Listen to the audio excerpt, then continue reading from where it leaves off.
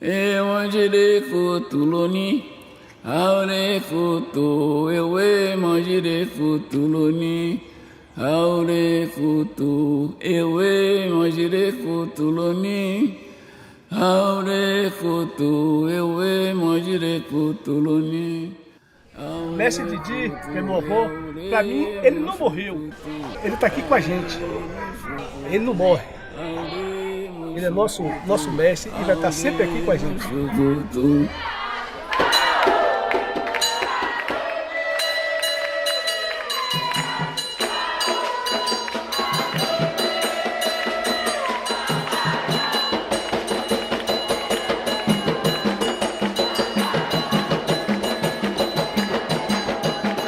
Eu sou Angelo Oxedê, neto do mestre Didi.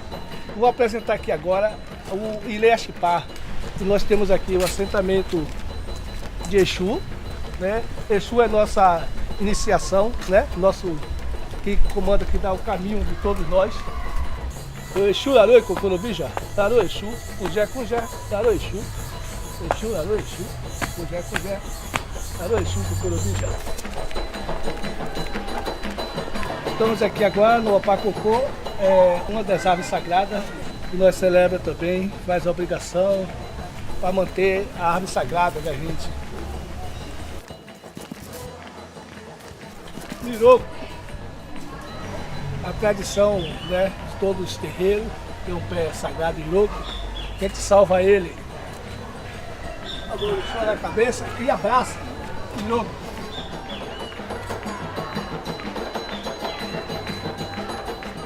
Estamos aqui no Ilê Orixá. Cultuamos os nossos orixás, aqui também no terreiro de Babaigu.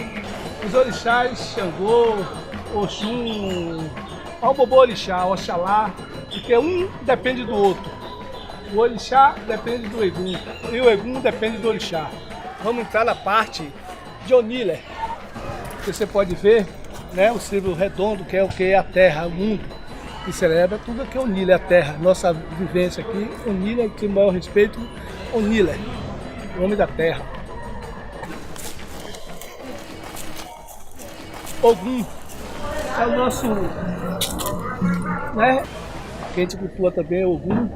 Porque Ogum também era um grande ogé, é o dono da estrada, né, os ferros, tudo, é Ogum. E aqui nós temos assentamento de Ogum aqui, logo em frente da onde? Do Lecém, Babaigu, né? Nossos antepassados, nossa raiz africana, que o mestre Didi trouxe para a gente cultuar. Ele foi para o além, mas ele está junto com a gente. Ele está sempre com a gente aqui, apoiando em tudo. Reforçando o axé da família Axipá. Como a gente diz aquela música, Itulá e Leaú, Casa do Mistério. O mistério sempre vai existir. Meu avô não morreu, meu avô está dentro do mistério. Itulá e Leaú. Xaô, Kiku, Xaô, Teaô, Malós, Itulá e Leaú. Xeaô, Malós, Itulá e Leaú. Para nós iniciados, a morte não existe, né? É só uma transferência de um local para outro. E as músicas até nos ensinam a entender essa questão da morte. Ela tem a música que fala que o iniciado no mistério, que ele não morre, ele vai para o local do renascimento. É mais um ancestral, é mais um espírito para poder estar fortalecendo o nosso axé. Com a morte do Alapinim, a morte do Ocialabá, Zé Grande, atualmente agora com a morte do Otum Alabá, José Félix, isso é um renascimento, é mais um fortalecimento para o axé. E iremos dar continuidade a esse legado deixado pelo Alapinim e pelos esses outros ogés que aqui já passaram. Hoje ele é um ancestral, e um ancestral que nos dá fortaleza, eu digo a mim, me dá tranquilidade. Quando eu preciso, eu sei que ele está comigo. A morte é um sinal de continuidade. A pessoa faleceu, mas o espírito está vivo. E as pessoas que nunca são esquecidas, elas nunca vão morrer. Elas não morrem. Inclusive a morte para a gente é uma iniciação. não existe morte propriamente dita, existe o ato de morrer, né? O Iku, né? Então o mestre sempre valorizava muito o valor da nossa cultura, né? Hoje em dia, nós estamos aqui na Bahia já, quando a gente tem nossa cerimônia de Iku, como a gente chama, na hora da morte, a gente está fazendo as coisas necessárias, dando aquela beleza estética e chamando aqueles orixás que são orixás e eguns que são responsáveis pelaquela pessoa que está indo para ela ser bem recebida. Depois tem os axixi. Quem que ensinou tudo isso? Mestre Didi. Então ele é o mestre, entendeu? Nunca será esquecido. Vão passar milhões de anos e o mestre Didi ainda vai ser falado.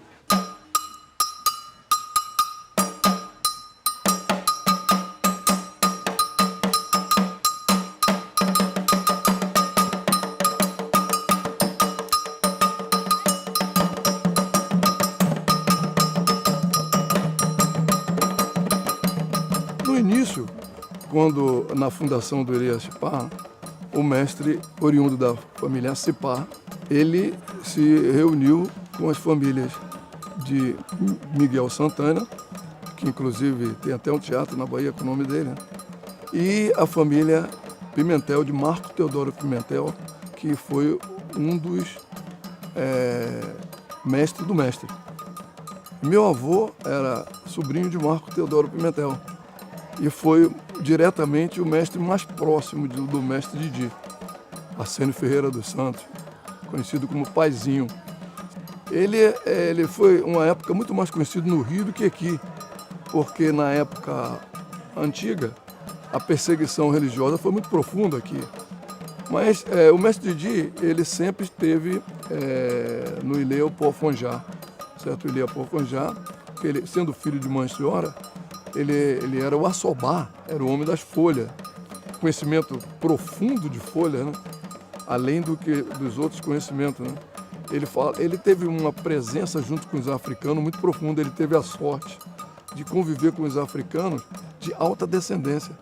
Isso aí, meu avô, ele, etc., tiveram essa sorte, né? Como nós tivemos a sorte de conviver com eles. Então o mestre muito inteligentemente conseguiu reunir essas três famílias que hoje agrega outras famílias aqui que tem um peso muito grande dentro do Cipá.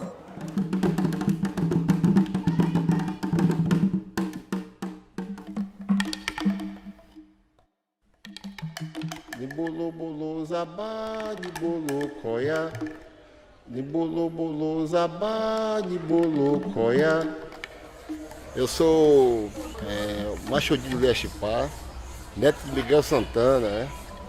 Um dos percussores da nação Tapa. Para o culto dos ancestrais, usamos o Inxã.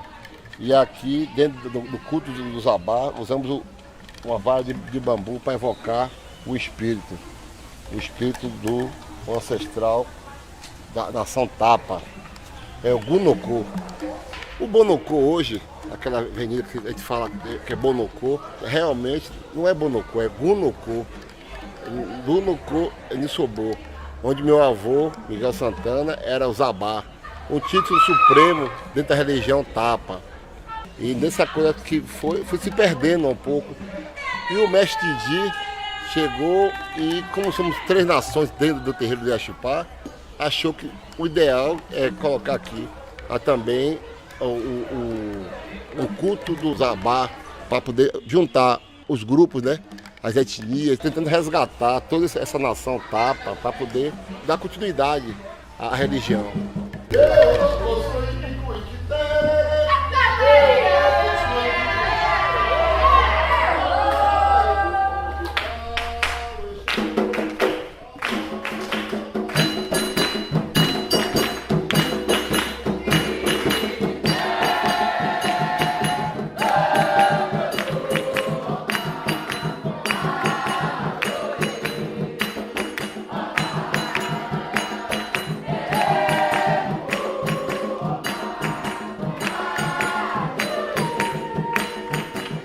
A família Pimentel, que é do Marcos, foi quem iniciou o mestre.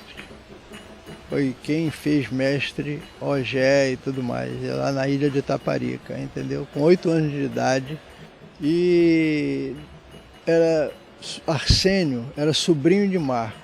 Quando o Marcos faleceu, o Arsênio ficou com esse legado, porque o Marcos ele tinha os principais eguns do legado africano aqui na Bahia, porque ele foi à África com o pai dele e trouxe os eguns mais antigos, mais importantes, uma linhagem de eguns de grande importância, entendeu? Ficou com o Marcos zelando. Aqui o Babá Olocotum, o Lori Egum, entendeu? Cabeça dos eguns. E tantos outros, Babá Lapalá, todos esses eguns mais antigos, africanos, entendeu? Depois que ele faleceu, o Arsênio trouxe esses eguns para o Ilê Abolá. Então ficou duas correntes lá, a corrente Daniel de Paula, tinha o seu Eduardo, depois o seu Antônio, e a do Marcos, com Arsênio. Quando houve aqui uma repressão, entendeu? O Arsênio resolveu sair. Falou, não vou ficar aqui e acho que a gente deve dar um tempo. Levou esses eguns todos para o Rio de Janeiro. Foi para a casa da filha dele, que é a tia de Genaldo. Quando os eguns foram para lá, o mestre resolveu trazer para cá de volta. Foi lá e tal e trouxe. Trouxe de volta para Abolá. Então, ele no Abolá, que ele foi, então, ele tinha o título de Coré-Coé Orocotum, depois ele teve o título de Alapini, que Marcos tinha esse título de Alapini. E por que Marcos tinha o título de Alapini? Porque ele cuidava de um egum, que não é um egum de uma casa, porque o Olocotum é um Olori-Egum, é o chefe de todos os eguns. E o Alapini é Ipecum Ogé. Ipecum Ogé é o Ogé mais alto, mais velho e tudo mais, entendeu? Agora é um cargo muito alto. Para você ver que é um cargo muito alto, só para dar um exemplo, o senhor Antônio, que não sabia bem de onde era esse título e por que, o vigor, a função desse título, deu a um mestre de obra esse título. Era muita areia para o caminhão do rapaz, entendeu? Não durou 2 anos, ele faleceu. E aí Didi foi falar com Bagé Bajol, que era o título de São Antônio. São Antônio, esse título é um título assim, assim, assim, assim. Não é para uma pessoa qualquer. Isso é um título para uma pessoa como o senhor Bagé Bajol e tal. Isso eu não tenho visto que aconteceu já com coisa, entendeu? Não, eu estou muito bem com o meu título aqui de Bagé Bajol. A Lapini fica bom para o senhor, o senhor Dioscório. Aí a gente falou, então tá bom. O senhor quer que eu seja o Alapini? Eu vou ser o Alapini.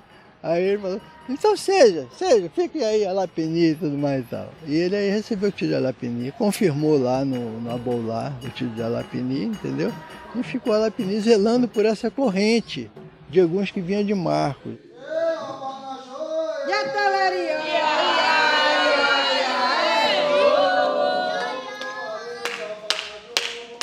Na verdade, a família Chipá, quando nós começamos a ter mesmo a noção, foi quando meu avô foi na África, né? Em 1965, que ele foi na África, aí tem até um conto dele que ele fala isso a respeito, quando ele estava lá no palácio, aí ele falou algo, um brasão da família. Aí o rei falou assim, Chipá!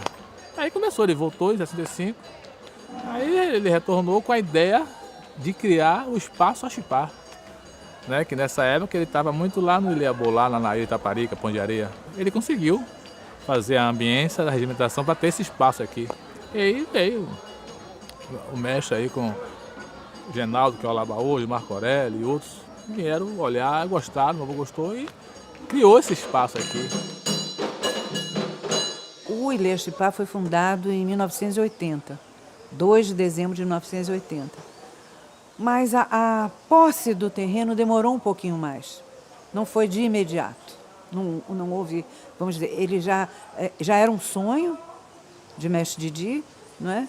E que pôde ser realizado com a ajuda principalmente de Wolf Heiber.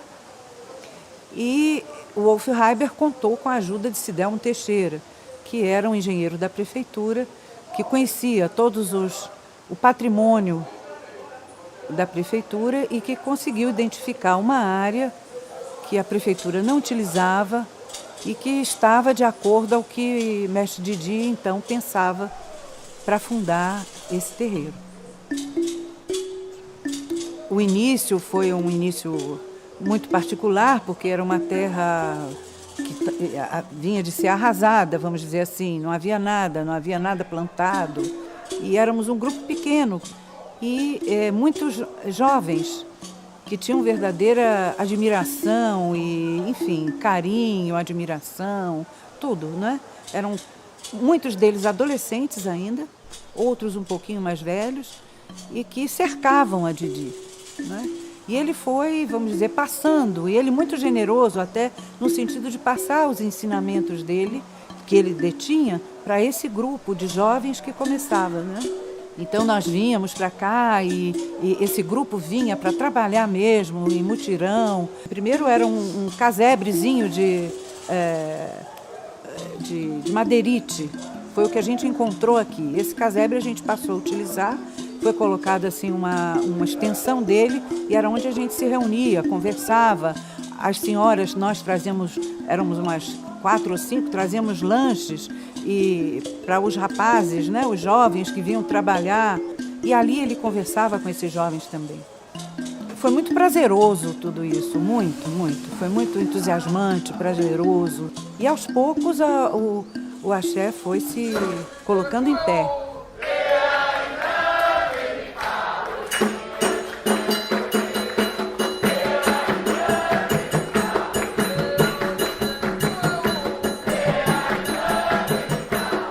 O mais que eu acho legal nisso tudo foi que as obrigações começaram a ser feitas, né?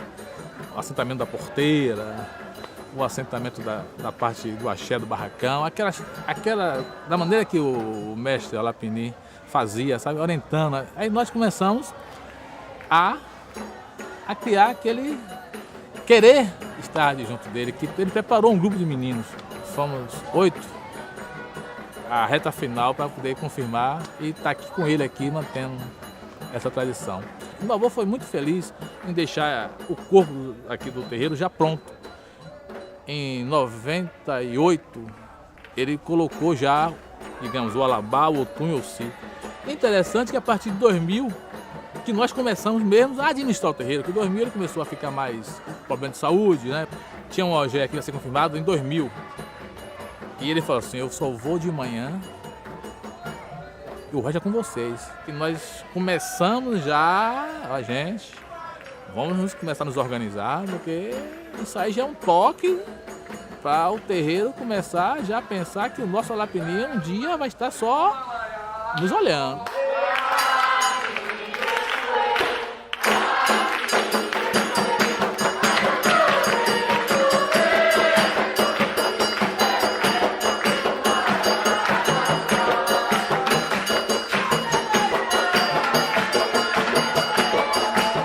Na origem, o mestre Didi trabalhava como menino rapaz ainda de carpina, de carpinteiro. Era carpinteiro. E ele foi crescendo na profissão de carpina, embora ele teve uma hora lá que ele largou tudo, aborrecido e tudo mais, mas ele continuou com essa habilidade no trabalho de carpinteiro até ser mestre carpina, mestre carpinteiro, entendeu? Então ele devia ter nessa época, né, essas organizações de trabalhadores, né, que tinham essas graduações. E ele teve essa graduação de mestre carpina. E ficou mestre Didi, e aí ficou. Mas depois isso adquiriu uma outra concepção, uma outra conotação, né, de mestre como um sábio, uma coisa assim, tudo mais, né. Mas a origem é essa, mestre carpinteiro. Para ele, a transmissão dos valores da tradição, a continuidade através dessa transmissão, era fundamental. Não era a mesma didática, nem a mesma postura do mundo de transmissão europeu, legado para nós pela escola e tudo mais. Não era uma coisa escolar, mas uma coisa de iniciação no saber da tradição. Isso ele preservava muito e corrigia os outros, entendeu? Ele não tinha essa de ficar inibido de chamar atenção numa coisa se está errada ou não, porque ele dizia que o compromisso dele era com a tradição. ele tinha que manter a tradição. Essa ideia de escrever, de divulgar os valores, entendeu? Ele foi muito o Iorubá mesmo, entendeu? Ele fez esse livro Iorubá tal qual se fala, né? É uma coisa bem no início e tudo mais, mas a importância da língua para a manutenção do grupo, ainda mais no caso do Nagô, que a liturgia é feita em Iorubá. Toda a construção da liturgia se apoia no Iorubá. Então é importantíssimo. E essa Iorubá do terreiro é uma palavra sagrada, consagrada. Ela tem efeito sagrado. Você pronuncia ela tem força, ela tem axé, como se diz. Ela tem força. Então ele viu que o Iorubá tinha que ser preservado. Não podia deixar sair por conta desse fundamento. Não era uma erudição, nada disso. Era por uma precisão mesmo da importância da língua Iorubá para a continuidade da tradição.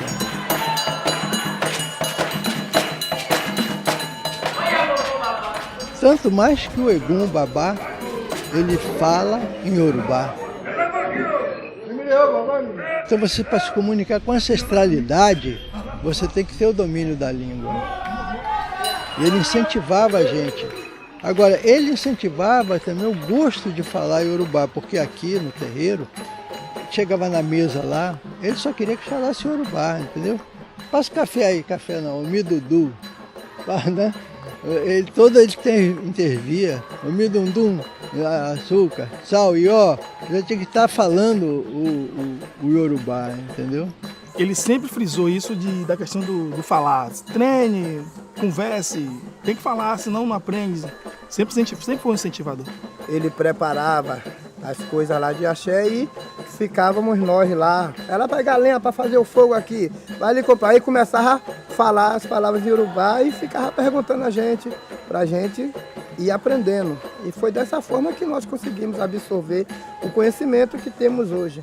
E ele não queria que ninguém chamasse ninguém aqui pelo nome. Chamasse pelo Orucó. Todo mundo falava Iorubá, né? O Tubami, o Tumbaxé, entendeu? A Denigi, Oloxedê, todo mundo, o nome de axé. E ele tinha a sabatina, ele chamava a gente, conversava em Iorubá para a gente responder em Iorubá. A gente falava Lapinho, Tumbamiô, aí ele o Tumbaxé, aí ele falava assim, Iaré um có, Babaré um có. Aí eu lembro que ele sempre falava Iaré um có e Babaré um có, mas ele tem uma vez que falou assim comigo, Nimbolowá Iaré. Aí eu disse, pô, mestre, aí você me pegou. Ele, não, Nimbolowá, onde está a sua mãe? Nimbolowá Iaré. E aí, todo sábado ele implementava uma coisa, colocava um provérbio, um pronome mais diferente pra gente ir aprendendo. E mandava sempre a gente falar uns com os outros, conversar Urubá, tal, cantar. Na hora do almoço era... Tê bom, tê bom, olome lojeum. Tê bom. A gente tava dizendo que era a hora do AG1, né? E aí na hora que acabava a gente agradecia a manhaninha, porque o espaço, né, no Afongé de manhaninha. Aí acabava, agradecia a merendeira, né, que fazia e depois cantava. Modo pé, ó babi, ó batile, coalmi, mo batile, coalmi, mo batile, coalmi. Modo pé, ó babi. E aí estão todo mundo na fila cantando, para agradecer que aquele espaço estava ali.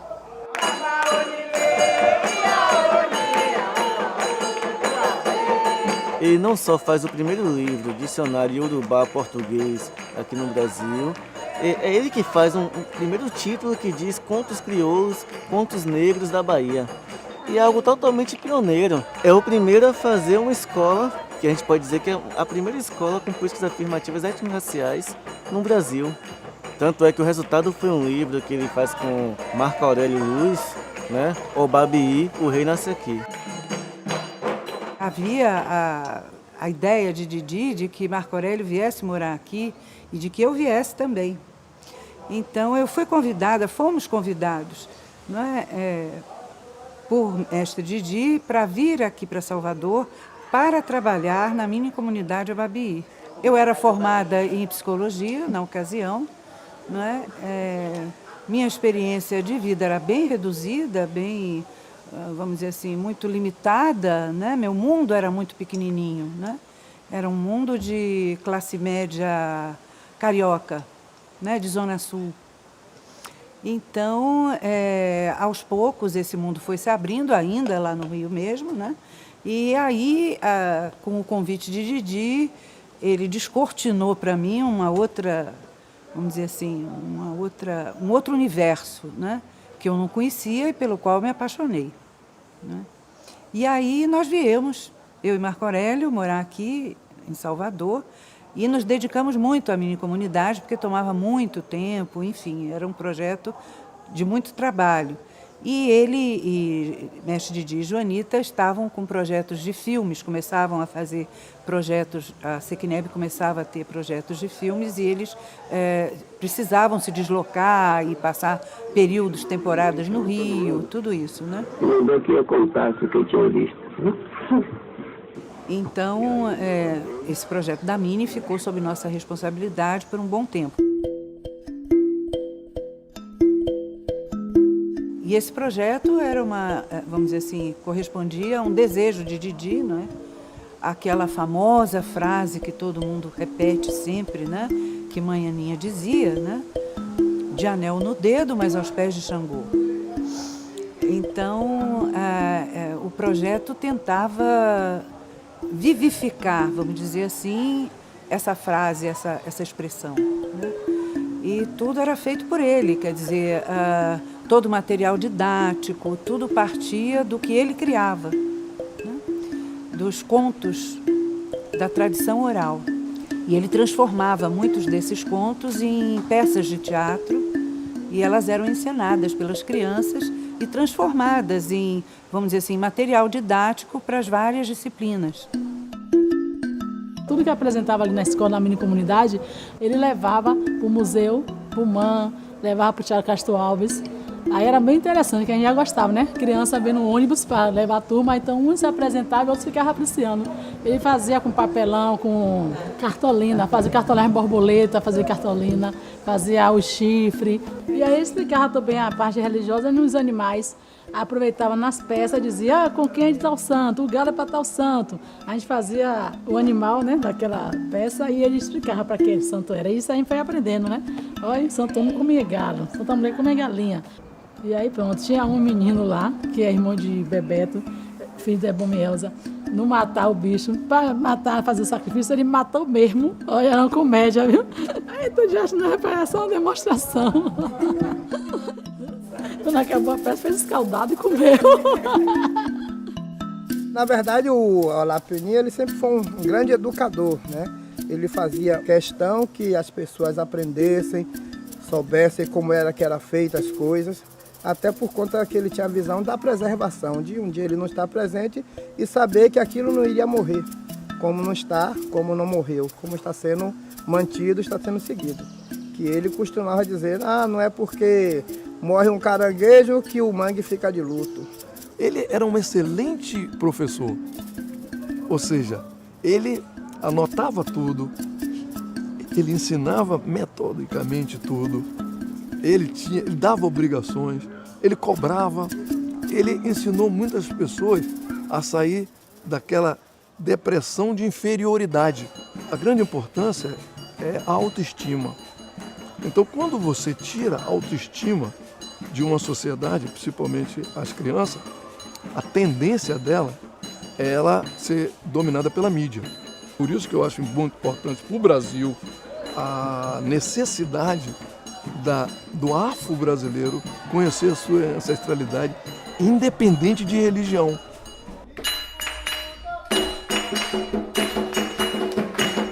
A minha religião é a minha identidade. E ele sempre soube a parte da preservação, porque isso é um legado que já vem há muitos anos atrás. Então, esse legado foi passando de geração em geração, até chegar a essa nossa geração. E ele nos preparou muito bem, ele nos ensinou a parte religiosa e a parte social. Desde a mini comunidade Obabi, ele sempre pensou na visão da educação. E ele via, junto com Dona Joana, que a gente era muito unido. né? A gente era jovem, era novo, era menino, mas era muito unido. A gente tinha liderança entre a gente mesmo, tinha a gente vai fazer isso por questão de ver ele fazer esse tipo de coisa. Então era um espelho. Então, ele percebendo isso, fizeram o projeto Odomoder, né, que era para capacitar os jovens do terreiro e tal. E nisso a gente foi passando, o tempo foi passando, e foi o primeiro contato assim, técnico com equipamento de informática, foi quando a questão do acesso à internet, a manutenção de microcomputadores, uma parceria entre a UNEB e o Cefet. E dentro desse próprio curso da capacitação ele teve aula do professor Marco Aurélio, teve aula dele, né, o Alabá Genauro também, dava aula de aritmética, de matemática, e o mestre com o Iorubá. Ele educava a gente de uma forma assim, pra gente encarar a vida lá fora também, né? A gente encarar essas frustrações que tem aí fora, é ladrão, é isso, é aquilo, e ele sempre orientando a gente para fazer um curso. E aí tá fazendo o quê? Não, mestre, se você cortar um cabelo, por incrível que pareça, ele faleceu com o cabelo cortado por mim. Eu fui o último sacerdote que fui feito aqui no Ilha-Chipá com o mestre vivo. Aí me confirmei para o Algan lá no Afonjá e fui lá na Barra, tive toda uma conversa com ele. Tal, ele até teve um negócio assim comigo, mas depois me deu um presente, eu entendi o presente que ele me deu. Como se dissesse assim, tudo no seu tempo tem a hora. Isso aí é o mestre Didi. A conversa do mestre foi tão boa para mim, como para outras pessoas, que tem coisas que eu assimilo que ele fez no passado, eu faço hoje, no trabalho, na minha vida, entendeu? Se eu vou agir de uma forma que eu tenho dúvida, eu penso no passado as coisas que ele falava, porque ele dizia, olha, Ogé é marceneiro, Ogé é pintor, Ogé é tudo. Ogé faz tudo. Então tem muita coisa que ele passou, né? Com a experiência dele, de religioso e de homem, né? De uma pessoa que veio com um conhecimento individual muito superior. E isso nos ajudou e me ajuda muito. Então tem muita coisa algumas coisas que eu faço, é coisa que eu assimilei dele, que eu aprendi com ele. E eu bato no peito e digo mesmo, esse homem para mim, ele é um... Eu não tenho nem palavras. Ele para mim sempre foi um enigma, né? Uma pessoa assim dentro do contexto de uma comunidade, onde nem todos têm acesso a uma escola. E este homem, ainda criança, o conhecimento todo que é passado para ele consegue transcender a cada ensinamento desse. Você vê a obra, ele vai aprende os emblemas dos orixás e gradativamente ele vai transformando. Quer dizer, eu já abro o olho e já vejo isso desde que nasci. Quer dizer, ele já vem fazendo, quem mandou fazer? Onde ele viu? Porque agora tem várias pessoas fazendo a partir dele. Então ele é um inovador. A questão do dicionário Iorubá, no sentido de manter essa cultura, né, de fazer um Iorubá tal qual se fala, com as palavras que tinha Iorubá. Onde será que viu em 1940 e tanto, eu acho? Quer dizer, tudo isso era uma pessoa que tinha as antenas ligadas, parece que como não estivesse nem no próprio mundo. E ao mesmo tempo ele vai passando isso, né, para as pessoas que estão em volta, né, porque já é mais do que conhecida, a gente vê inúmeras teses, a própria mini-comunidade, que foi feita em muitos, como é que eu diria, os ensinamentos, a proposta, né, que a gente vê isso bem, eu acho que o trabalho que faz Marco Aurélio Luz com Narcimária, que a SECNEB, né, implantou, e eles dão continuidade a essa linha de pesquisa que existe na UNEB, né, muito, muito forte, do vivido concebido, né, e da porteira, de dentro para fora, de fora para dentro, uma série de ensinamentos, né, de dizeres, e que influencia, né, realmente toda uma comunidade e as pessoas. Ele tem qualidade estética como escultor, ele tem qualidade estética como escritor, e as monografias de Mestre Didi. Vamos pensar no livro sobre Leopold Afonjá. Todo mundo que pesquisa a cultura afro-brasileira tem que ter lido aquilo, vai ter que ler um dia. a importância daquele texto para trazer a possibilidade de dezenas e centenas de outros textos teóricos, inclusive artísticos.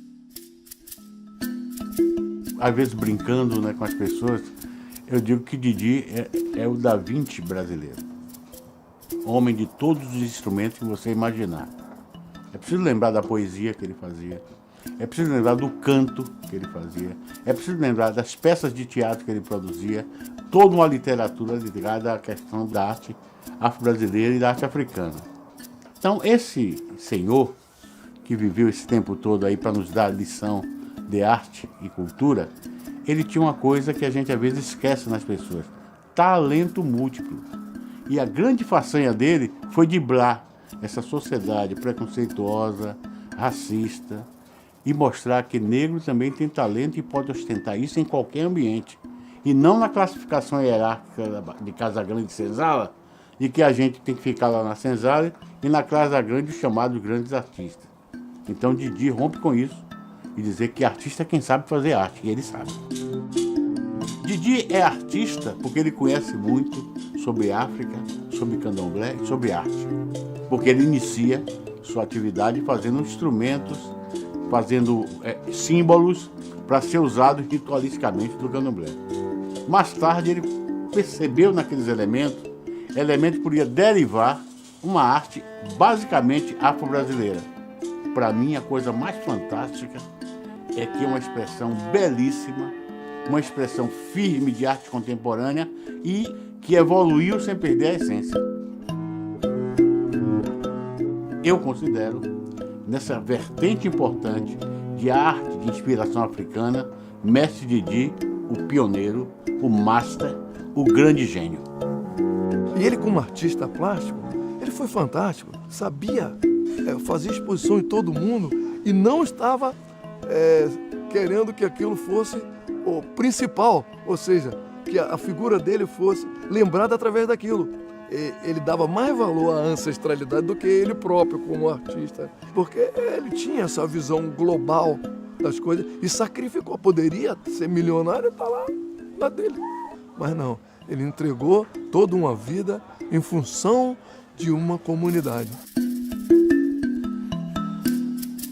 Eu aprendi essa arte com o mestre da minha comunidade Albabiú. Mas o mestre ele nunca soube que eu sabia fazer as artes dele. O mestre só veio saber dessas artes que eu já sabia fazer quando ele estava adoentado, né? Que aí eu comecei a fazer e fui a mostrar a ele as peças que eu estava fazendo. E aí ele ficou muito satisfeito. Ele disse, pô, meu Netinho, eu pensei que eu ia morrer e não ia ter esse orgulho de ter uma família minha, um neto meu, sangue, de fazer essas artes minhas, essas peças.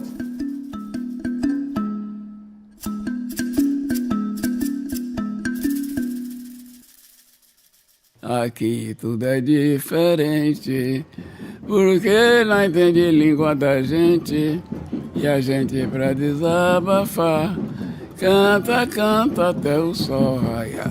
O Burucô é uma troça que conta, por assim dizer, toda a trepidante trajetória da perseguição, né, que vem lá do tempo de escravidão. Os próprios blocos sofriam de perseguição no carnaval, então ele incorporou essa fuga, por assim dizer, dessa repressão nas cantigas do Burucô, entendeu? Tabará, tabará, tintim, jacaê, cujocô, Burucô, soldado, vem, Jacurimã, Burucô, vai Burucô, soldado, vem, Jacurimã, Jacurimã. Então, entra em beco, sai em beco, entra em beco, sai em beco. Entra em beco, sai em beco, a Jaí tá acabando que eu vou acompanhando. Entra em beco, sai em beco, a Jaí tá acabando que eu vou acompanhando. Até mesmo tinha época quando o Burucô tinha deixado de sair, tinha parado no Pofonjá, mas sempre tinha um dia que ele fazia lá dentro do Axé Pofonjá, colocava um banquinho ali, a gente começava a tocar, dançava. E ele cantava as músicas e nós fomos aprendendo essa questão das músicas do Burucô. E mais tarde o Burucô voltou a sair e ele, todas as segundas-feiras de carnaval, tinha um encontro no Largo do Terreiro de Jesus, onde reuníamos todos ali e cantávamos as músicas do Borocô, tomávamos aquela cervejinha que era de praxe, né? Nós saímos a passear com prazer e alegria, com a nossa troça Borocô em Fuliago. O mestre Didi era uma pessoa muito dedicada à tradição. De 78 para cá, todo dia de segunda-feira, de carnaval, eu ia com ele no carnaval. O que ele fazia? Nós sentávamos ali no Terreiro de Jesus, ficamos tomando uma cerveja, entendeu? E vinha gente do Gandhi, de não sei quem e tal, conhecidos, para conversar um pouquinho e tudo mais e tal. Depois ele dava uma volta, assim, e às vezes um passeio grande. Encontrava um, encontrava outro, encontrava o Moacir, ele ficava conversando e tal. Só coisa do interesse da tradição. O carnaval para ele era isso. Depois nós cantávamos umas cantigas do Borocô, foi quando foi renascendo o Borocô, e na mesa ali nós foi juntando gente, depois não era só eu. Uma vez nós voltávamos ele encontrou com o Moacir, ficou conversando com o Moacir, ficou prosando com o Moacir, se perdeu na prosa lá e nós esperando aqui, era um grupo, já era um grupo. Quando nós fomos voltando, vinha ali pela Carlos Gomes o Chiclete com Banana. E todo mundo temia o Chiclete com Banana, porque tinha briga, tinha som, tinha não sei o que e tal. Aí falaram com o mestre, vamos arrepiar aqui a carreira e tudo mais e tal, porque tá vindo aí o Chiclete com Banana. Eu falei, não, mas nós vamos aqui pelo lado. Eu falei, sim, mestre, mas pelo lado já pega, porque o Chiclete com Banana é o Chiclete com Banana. Aí não me interessa o Chiclete com Banana, vamos embora, vamos por aqui e tudo mais e tal. Aí fomos. Quando fomos, rapaz, viu aqui foi aproximando, eu falei, e agora? Vai pegar. Ele botou a mão nas minhas costas, olha isso. Vamos embora. Vamos. Aí, de repente, não sei de onde, surgiu um rapaz que era parente do Jorge, no Amor Divino, chamado Touro. Olha o apelido do cara, Touro. Aí, o que é que vocês estão fazendo aí? Eu falei, não, o mestre quer atravessar para o outro lado, passar para lá. Vem atrás de mim. Aí esse touro foi assim. Atravessou, rapaz, entendeu? E nós atrás dele. De onde saiu esse touro, nem como, entendeu? Só coisa do mestre mesmo, entendeu? Carnaval para ele era isso, assim, de ficar intercambiando, conversando e tal. Ele se divertia com essas coisas todas, ele tinha um bom humor de se divertir com essas coisas e tal, fazer graça e tudo mais. Ele era uma pessoa que era muito solta, assim, entendeu? Ele não era uma pessoa dura e tal. Aqui ele um pouco zelava pelas regras, né, e tudo mais, mas fora isso ele era uma pessoa comum. Aile, ailô, Borocô já chegou. Aile, ailô, Borocô já chegou. 100 anos do mestre Didi, ele que fundou Pai Borocô. A sua filha, Sônia Nídia Maria, recebendo essa placa de homenagem ao lado do seu neto, José Pérez. Homenagem especial à grande contribuição artística e cultural do sacerdote do Ponto dos Egus, ao nosso querido mestre Didi. Aile, ailô, mas o dinheiro não chegou. Aile, ailô, o dinheiro não chegou. Quando a gente pega a biografia do mestre Didi, a gente vê que ele foi muitas coisas, né? Quer dizer, ele foi artista, foi educador, foi um pensador da nossa cultura, foi um escritor. É uma figura que eu, francamente, enquanto eu estava fazendo o livro e as pesquisas, eu estava me perguntando como é que essa figura não aparece mais num cenário nacional. Porque é um grande nome, né? Eu tenho uma resposta, que para mim isso é fruto do racismo. Os antepassados sofreram muito para poder manter isso aqui. E geralmente as pessoas que criticam, que falam, são pessoas ignorantes, que não entendem o que é que nós fazemos. E às vezes acham apoio de certas mídias, né? E isso não é legal. O etnocentrismo é o que acaba com essa coisa, entendeu? Se haver respeito e haver a vontade, o desejo, isso aqui nunca acaba. Quando a gente tiver vontade para fazer, Egum sempre vai estar aí, o culto de Egum não vai acabar, o culto de Orixá não vai acabar, nada vai acabar, só depende da gente. Mas a gente é forte e a gente resiste. Não cultuamos fazer o mal para ninguém, cultuamos sempre o bem, a harmonia, a felicidade e a paz. A gente tem uma diversidade muito grande em relação à religião e agora a gente tem o Axipá que tem essa diversidade. Todos nós vamos harmonizar dentro da religião, né? Para ficar todo mundo feliz, ficar bem. Então o mestre nos deu essa visão. Eu quero que vocês saibam disso, a importância dele como afrodescendente, né?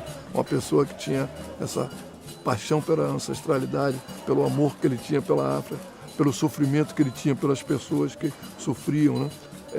Ultimamente, né, nessa década que surgiu essas guerras bobas, ele sofria bastante, comentando com a gente como é que a falta de a não entendimento da diversidade cultural mundial levava a essas guerras. Né? Hoje tem 3 anos que o meu avô não está aqui mais com a gente. Eu entro aqui no espaço, rapaz, a gente sente o que ele nos preparou, sabe? Aquela responsabilidade do espaço. Ele nos criou com essa parte dentro da gente, do terreiro. Aquela responsabilidade divina aqui no espaço, encher a quartinha, salvar Exu, salvar o Nira, salvar o Ogum, salvar... Isso pra mim me dá vida. Eu peguei essa energia dele. Eu fico muito feliz de pertencer à família Axipá. Me sinto bem. Então o mestre Dia é aquele, e Pecum Ogé é aquele que levou essa cultura ao nível que a gente hoje tem um orgulho muito grande e a gente espera, como um ser humano, né, seguir esse ensinamento dele. Não é fácil, mas a gente tem o exemplo dele que conseguiu e essa é a nossa missão aqui. E vamos até, nós temos um pacto, é aqui até morrer, não é só até a morte, até encontrar no Orum. Certo? Quem vem nos pegar aqui vão ser nós mesmos. Jaô Kiku, aô Balô, Unxê, aô Baló, Situlá, Itulá, Ileaô, Unxê, aô Maló. Todos nós ganhou a liberdade, então cada um vai cuidar da vida. Eu vai para meu lado, você vai para o seu, e seja lá o que Deus, Olorum e todos os orixás e Egum quiser. Itulá, Ileaô. Eita, babá!